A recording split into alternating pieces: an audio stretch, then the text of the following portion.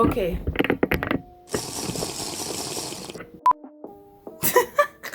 Okay, so I was commissioned to make a makeup bag and they gave me free creative range. So I'm excited. Um I don't know the color scheme that I'm going to use, but I know that I'm going to do it with scrap cloth. So I'm going to dig through my pile and see what I like. So I'm making the makeup bag with everything upcycled, like old jerseys and dresses or whatever I have. The first thing that kind of caught my eye was this top. I'm going to take the buttons and use it for later if I want to. And I looked at it and I was like, this would look nice on the inside of the makeup bag. So I'm gonna look for, I don't know, a red or pink color scheme. Changed my mind. I changed my mind. Changed my mind because I saw this beautiful green. Oh my god. I think I just like green. This is my favorite color. Sage green. It's my baby. It really is. So maybe I could make it with this sage green. This kind of soft. And this white. And then I mix it together. and then on the inside I was thinking like this or this, but then those clash. I'm looking for a lightweight fabric to put on the inside so it could line the fabric. And then I saw like one of my old school shirts. One of my old school shirts. Oh my goodness. Oh my god. What? Yeah, one of my old school shirts. I could use this to line on the inside, but I don't want to put just white. Or if I'm putting this white, I also want to line it with this, because like floral. I don't know if you could. It's a floral. That'll be lit. So now that I have my color theme in mind, I'm going to check out my zipper collection to see if I have a zipper to match what I want to make. And I'm also going to go sketch out the measurements that I would need and the pattern that is in my noggin. Yeah.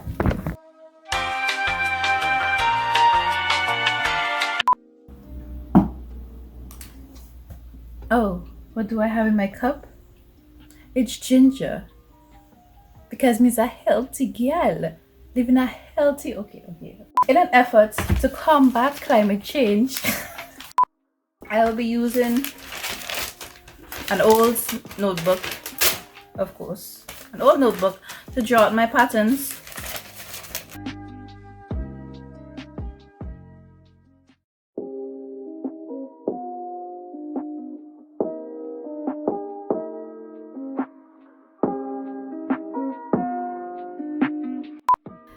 So now since I don't want a boring pattern, I'm going to see how I can make this.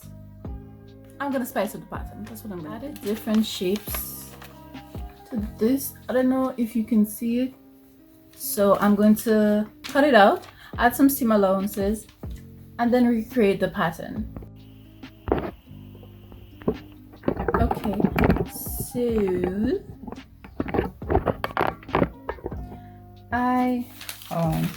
let me cut this out. Let me cut this out in a not good way, so please don't judge me.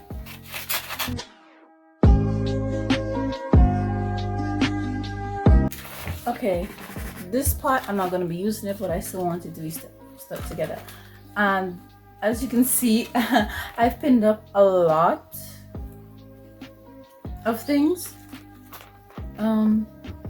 So this, I don't know if this is an already established method, but I call it the puzzle piece method. So I cut out each piece I want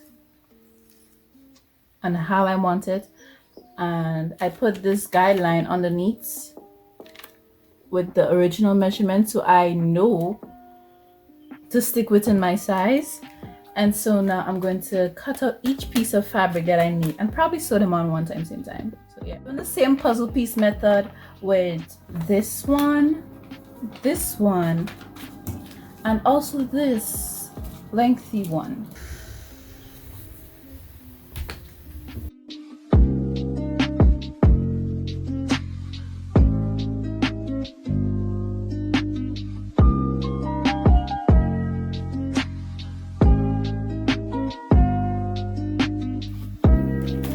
Okay, so now that I've cut each piece that I need, I'm going to sew them together.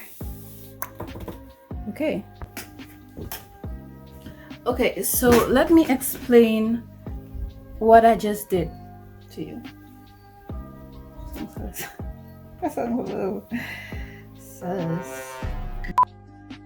So the puzzle piece method is a method of fabric creation and design.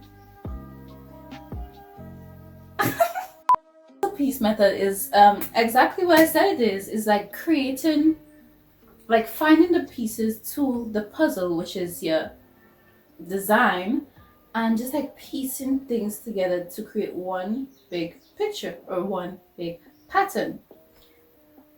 And the way I did it was very tedious, actually. It took a long time, but if it was a pro, like one of my ex-mentors, well, not ex-mentors, one of my older teachers, she would be able to like cut out the piece one time, same time, and place it on the fabric, and I would just stand up and be like, I hated that. But I actually cut out, okay, so on the base of the main thing, I like swiggle some lines to get like a rough outline of how I would want the pattern to look, but just like, you know, just left in my hand, go. And then of course I labeled which part I wanted in green and white as to not confuse myself. Because when I just started trying out the puzzle piece method, I was terrible at it. I was putting things backwards and all over the place. But this is like the final look of one of them. And personally, I know you, but I think it's beautiful. I love it. And I marked it up with pencil crayon because it could come out easily. So don't judge me. Taylor's Shop is like you have to and no. So what was I saying? As I was saying, on the, see, this is the base of the fabric, right? This part here, and I want to try the puzzle piece method. There is no real rules to it, because I think I made it up, but I'm not taking credit for it if it has already been established. But this is my method of doing it. So this is the base of the fabric, and you just like freehand swiggle some lines here, swiggle next one here, and that two sections you could label the different colors you want to put it in as to not confuse yourself, because I used to get confused, and this was my method. So, and then after that, I redrew the same base on a different type of fabric, and then like the pieces cut out here, I stuck out the pieces of paper that I cut out with the lines I wanted, and I stuck it onto the base, the original, well, not the original, like, I'm not good at explaining, but I'm so sorry if you're trying to like follow this method and I'm giving terrible instructions. Oh my god. So say this is my base, right? And this is one of the pieces I already cut out. So I stick it onto my base with a pin.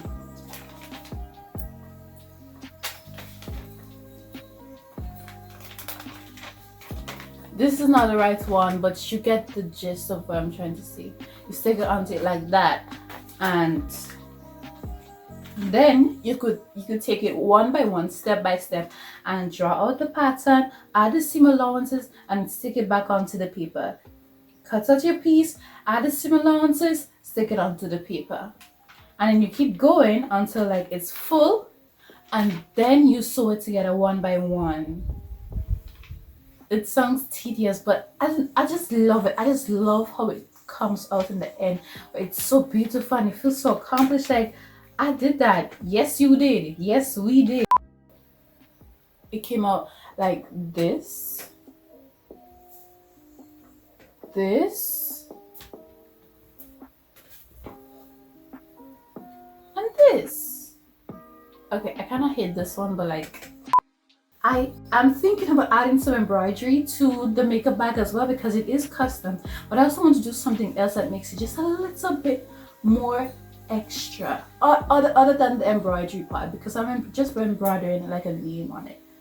I just want something that gives it just like a final kick, just a final kick, and when I find that final kick, well, I'll show you. Bye bye. So I have a lot of cardboard because I was going to use it for a different project, but I ended up using it for a lot of my current projects. So this, I'm gonna take this and even using like half of this, so don't even like, and I'm gonna draw a small circle right here,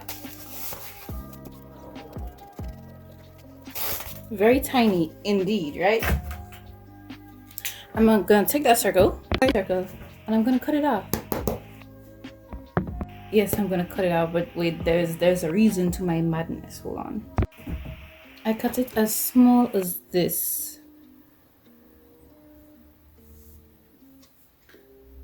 Small as this. And now I'm going to add some fabric to it.